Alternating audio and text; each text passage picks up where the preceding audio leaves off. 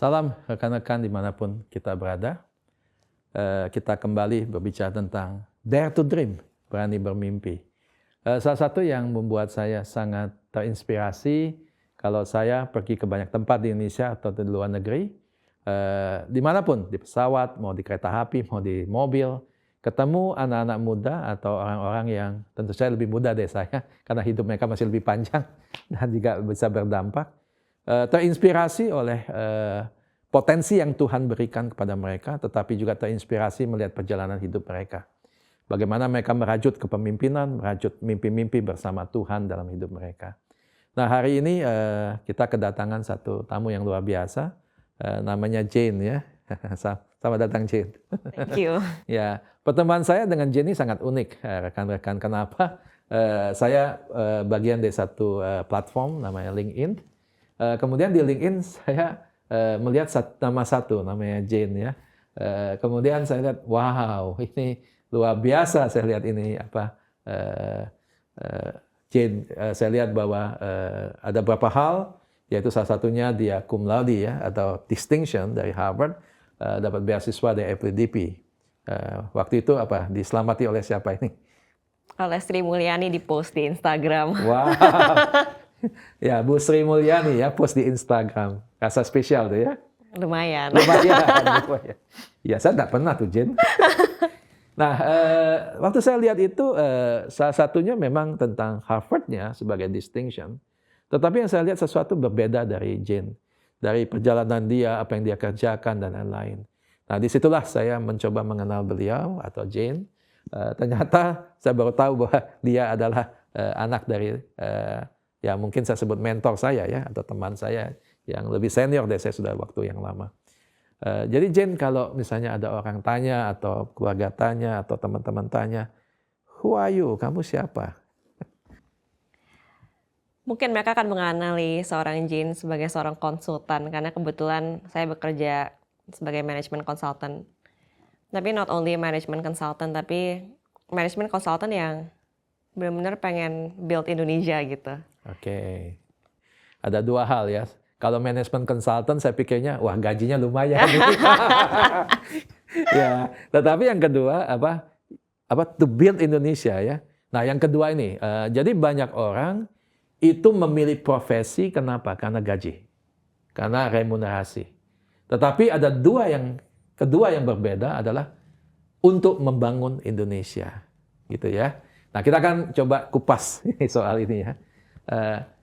Kan membangun Indonesia itu kan, waduh, sulit sekali tuh, Jen. Kalau boleh cerita, itu titik awal ada benih yang disebut membangun Indonesia itu dari mana nih? Apakah dari keluarga, atau dari teman-teman, atau dari mana? Iya, mungkin historinya dari dulu, dari kecil gitu Om. Sejak mungkin kelas 3 SD ya. Ibu saya kebetulan seorang yang sangat tekun untuk membaca Kompas setiap hari. Ini bukan advertisement ya? Kompas setiap Bukan, hari. pokoknya berita lah ya. Ya, berita ya. Berita. Terutama berita tentang politik. Politik. Dan dari situ sering sekali ibu saya bercerita setiap pagi. Update lah kalau bisa dibilang tentang kondisi Indonesia. Dan waktu kamu itu usia berapa tahun? 8 tahun? Mungkin sekitar 8, 9, 10 gitu mungkin. Ibu-ibu di rumah ya kayak dengar ini ya. 8 tahun sudah cukup usianya untuk diupdate ya. Mulai menanam benih untuk anak bermimpi. Lanjut, Betul. Nah, seperti yang kita tahu ya, Indonesia bukan negara yang sempurna ya, banyak kekurangannya. Dan mungkin hal itu juga yang disampaikan gitu di meja makan. Bahwa ada beberapa indikasi korupsi, ada nepotisme, pembangunan yang Jawa sentris, dan yang lain-lain gitu. Aku teringat waktu itu aku bilang sama ibu saya, oh kalau kayak gitu kayaknya mendingan kita pindah negara aja, Mam. Wow. Iya. Pindah negara. Pindah ya? negara. Dari karena, mulut seorang 8 tahun ya. Betul, karena kayaknya sudah kurang kondusif gitu kan. We don't have a future here. Nah, tapi waktu itu saya ingat Mami cuma bilang, jangan ngomong kayak gitu. Justru Tuhan tuh punya rencana buat kamu menjadi seorang Indonesia. karena kamu tahu banyak ketidaksempurnaan dalam negara kita, seharusnya pikiran kamu bukannya pergi dari negara kita, tapi kamu mesti membangun negara ini, mendedikasikan hidup kamu untuk melihat Indonesia yang lebih baik gitu. Saya garis bawahi ya, bros and sis nih, bahasanya usianya Jane nih. Jadi buat kita untuk membangun Indonesia, kita mulai dengar nih, harus cinta Indonesia dulu. Ya, Dan itu di benih itu ditaruh oleh seorang ibu ya. betul. Oke, lanjut. Ya, kemudian singkat cerita, karena setiap hari gitu mendengar Setiap update hari. update kondisi negara Indonesia dengan semua ketidaksempurnaan, tapi juga ada hal-hal yang baik begitu.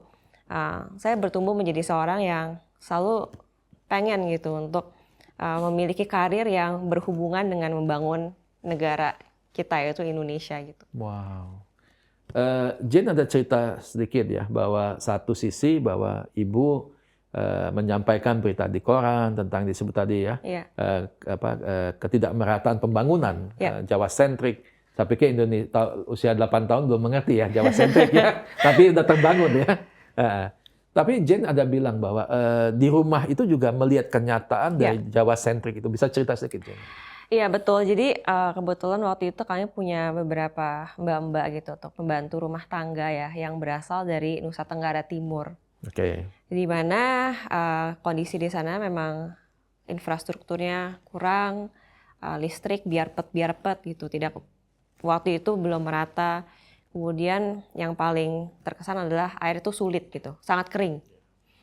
Nah waktu itu sebagai seorang yang masih sangat kecil mungkin ya, umur 8, saya sering merasa terganggu gitu dengan beberapa pembantu rumah tangga ini karena mereka ternyata jarang mandi gitu.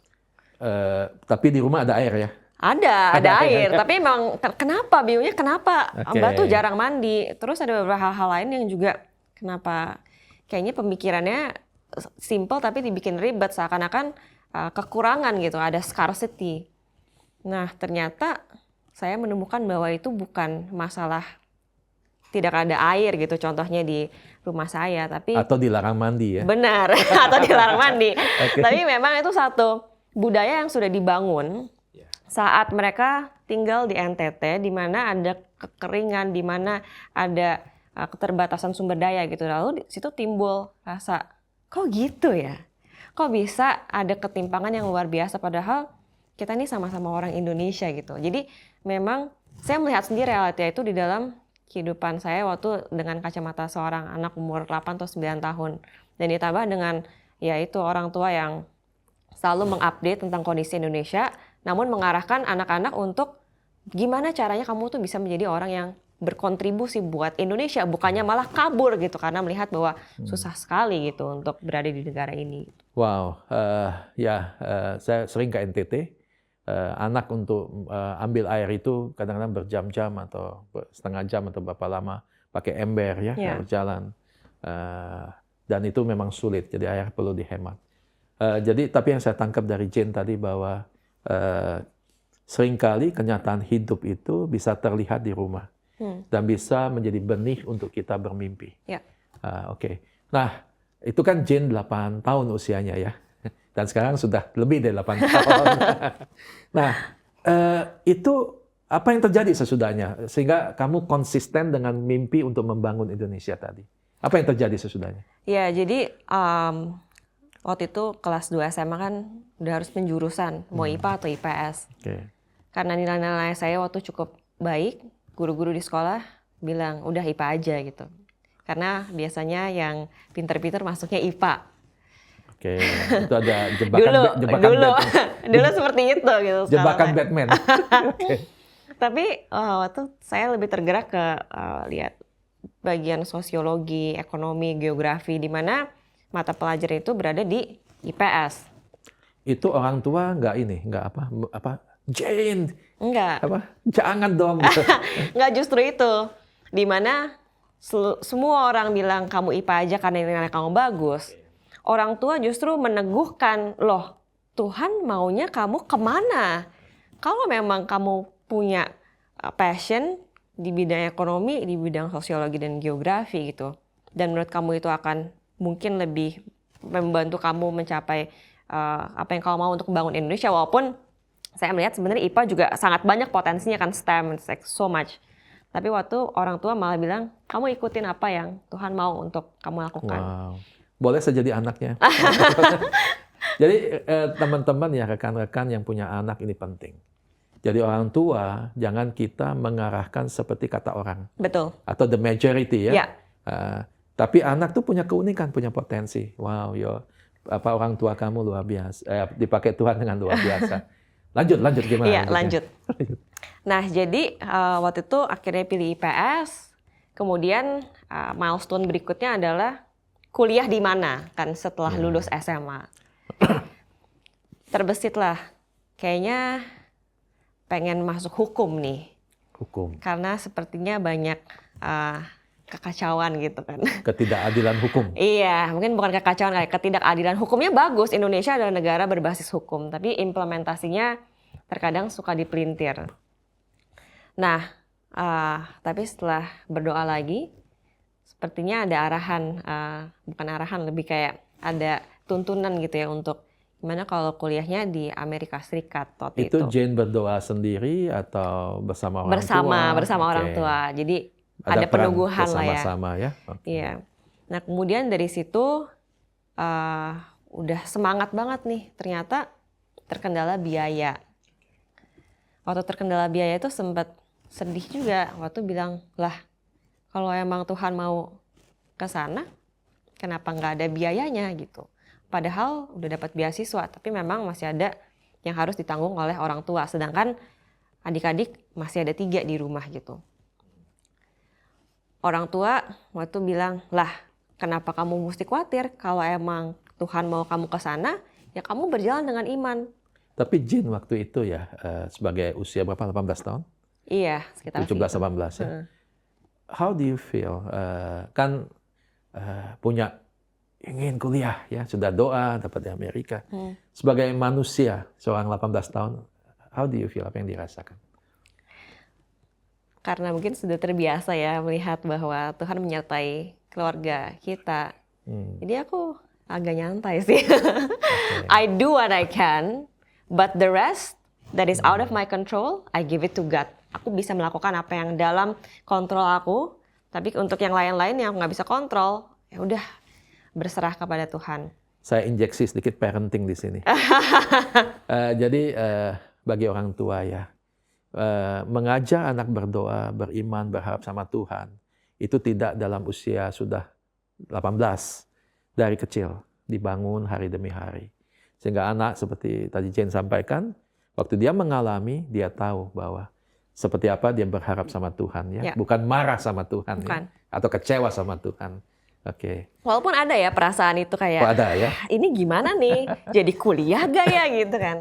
Ya cuman keraguan ya. Ada, definitely ada keraguan, tapi ya didukung oleh orang tua dengan iman seperti itu ya udah akhirnya kami maju.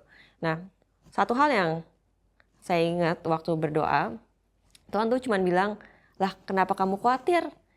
Kamu percaya gak kalau dunia beserta segala isinya adalah punya aku? Wow. Sehingga tempat kuliah yang kamu mau pergi, waktu namanya Covenant College, itu juga punya aku. Di Amerika ya? Di Amerika. Terus misalnya nih, kamu adalah anak saya.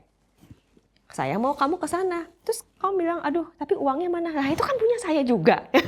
Jadi di situ tuh yang kayak mind blown. Bahkan aku ingat Tuhan bilang, kamu mau kemana sih? Bahkan universitas yang tersusah pun, yang paling prestigious pun apa-apa? Coba-coba sebut. Harvard misalnya waktu itu ini tahun 2011 ya. Ini untuk S1 ya. Itu S1 itu buat S1 belum kepikiran masih ke Harvard. Itu juga punya aku. Kalau misalnya aku mau kamu ke situ, tenang aja. Jadi itu sih yang kayak akhirnya membuat ini akhirnya waktu S1 karena memang itu kan sangat terbebani dengan urusan ketimpangan, Jawa sentris. Aku ambil ekonomi pembangunan dengan minor community development. Pembangunan masyarakat. Pembangunan ekonomi. Pembangunan ekonomi. Tapi khusus juga pembangunan masyarakat di situ. Wow. 4 tahun ya S1. 4 tahun. Saya dengar S1 nilainya gimana tuh? Puji Tuhan, baik juga. Ini kalau ngomong sama yang begini susah. Ya. Kata pertama puji Tuhan dulu. Tapi nilainya cum laude katanya. Iya, actually I graduate the best in my class waktu itu. Buat ekonomi. Ada berapa mahasiswa? Wah, saya juga lupa, sebenarnya nggak terlalu banyak sih. Tapi cum laude ya? Tapi lumayan cum laude. Ya, puji Tuhan cum laude. Gitu ya. Oke, karena Tuhan ya. Oke, sesudah selesai di S1-nya, kemudian kemana nih ceritanya? Melalang buana kemana nih? Iya, jadi dari situ ke Bank Dunia. Is it by choice? Memang sengaja pilih yang bersifat sesuai mimpi atau gimana nih? Memang sengaja, karena lihat Bank Dunia kan punya ini andil yang lumayan besar sebagai development organization, international development organization di Indonesia. Terus ada program mereka untuk membangun daerah juga, desa-desa gitu. Jadi ya singkat cerita masuk ke sana gitu. Terus project yang waktu itu sedang berjalan tentang implementasi dana desa. Jadi excited gitu, kayak wah this is so me gitu. Seperti konfirmasi ya. Iya. Panci ketemu tutup tuh. Ya, implementasi dana desa buat akan ketahui itu salah satu di zaman SBY ya. Di zaman Jokowi. Oh, sudah Jokowi masuk ya? Jokowi. Oke, itu salah satu yang terbesar tuh ya. Betul. Luar biasa itu investasi itu. Oke, lanjut. Iya, terus berapa tahun nih di World Bank? 3 tahun di World Bank. Oke, apa yang terjadi itu sudah 3 tahun itu? Ya, sebenarnya banyak hal-hal yang sangat menarik ya. Karena kalau World Bank itu banyak kan dari teman-teman saya lebih banyak di Jakarta untuk membuat analisa ekonomi gitu. Just secondary research. Jarang yang benar-benar primary research, datang ke daerah terus ngobrol gitu. Tapi waktu itu saya berkesempatan gitu untuk benar-benar ke daerah-daerah, ke desa-desa, ngomong sama kepala desa, sama ibu-ibu PKK, sama kelompok tani, kelompok muda, dan mendengar aspirasi mereka gitu. Ke mana saja tuh, Jen? Atau ada beberapa desa di Jambi, di Jawa Tengah, dan di NTT. Wah. Balik lagi ke NTT. Jadi teman-teman ya, kalau Tuhan itu ya bermimpi bersama Tuhan ya, kayaknya benang merahnya ketarik aja ya. Lumayan. Dari rumah ada helper ya, NTT, kemudian World Bank ketemu lagi ya. Betul, betul. Wow, luar biasa. Lanjut gimana? Nah, tapi dari pengalaman itu serunya bisa lihat di grassroots ya. Di akar rumput ya. Kemudian insight-nya itu dituliskan ke dalam policy brief. Ya, policy brief. Kemudian disampaikan kepada pihak kementerian-kementerian terkait gitu. Apa yang kamu rasakan? Kamu bagian dari berkontribusi terhadap policy brief yang kemudian diberikan kepada pemerintah, instansi-instansi pemerintah Indonesia. How do you feel? Merasa agak merinding gitu. Wow, aku benar-benar sedang melakukan ini gitu untuk menyampaikan apa yang terjadi di lapangan, karena seringkali kebijakan itu bagus sekali gitu karena sudah melalui berbagai riset, benchmarking, analisa-analisa. Tapi untuk implementasi, kondisi di lapangan terkadang sangat bervariasi gitu. Sehingga itu yang perlu disampaikan. Jadi melihat bahwa kebijakan itu diimplementasikan, kemudian mendapatkan feedback, kemudian disampaikan feedbacknya ke kementerian lembaga terkait untuk diperbaiki agar lebih berdampak gitu. Itu membuat aku merasa gimana ya, merinding gitu, kayak am I really doing this gitu, this is my dream gitu dari kecil gitu untuk berkontribusi bagi negara ini di kapasitas apapun itu, mungkin kapasitas sebagai pembuat kebijakan, sebagai researcher, dan kemudian actually sekarang sebagai konsultan gitu. Itu pasal-pasalnya ya sampai ke titik itu. Betul. Nah habis itu saya dengar kamu ke Harvard ya? Iya. Jadi manajer saya satu hari ke cubicle bilang, kayaknya kamu udah 3 tahun di sini. Oh, mulai diusir ya? Iya. Aku nggak bisa promote kamu, Jane, kalau nggak punya master's degree. Sehingga aku bilang ya, jadi gimana? Terus dia bilang, kamu masuk mana? So aku pikir, mana yang paling susah ya? Harvard aja deh gitu. Disampaikan Harvard, terus kayak, oh tenang. Aku bakal tulis rekomendasi yang terbaik. Ya udah singkat cerita dengan semua anugerah Tuhan gitu. Masuk juga ke Harvard Kennedy School di Public Policy, Masters in Public Policy.